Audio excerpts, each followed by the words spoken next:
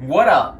And welcome to another episode of What Do We Have Here, the unboxing segment of the channel. And I know it's been a while, but we still collecting. But I've just been picking up pops here and there, and finally decided it's time to get a few together and put out a little video.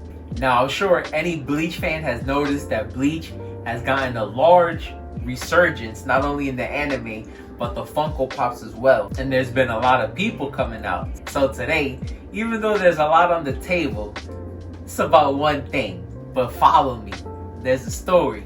First, we did get a couple captains and vice captains. We got Gin, who's the captain, and Rangiku, who is Hitsugaya's vice captain. Somebody that I have to get myself, but Hitsugaya was a store exclusive, so I'm gonna have to pick that up on the aftermarket. Then we got a few people who I showed you before.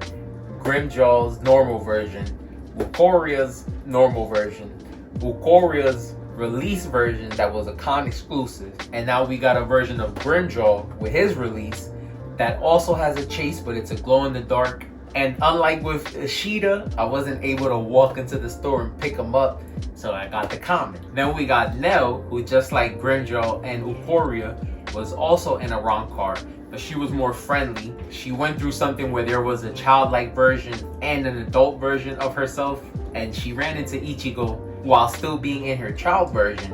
And of course, Ichigo, being the nice guy that he is, looked out for her, and they ended up becoming friends. Then we got Hiyori, and I'm also missing Shinji, who has been released as well. But she was part of the group of ex-Shinigami that got put through the holification process thanks to Aizen's little experiment.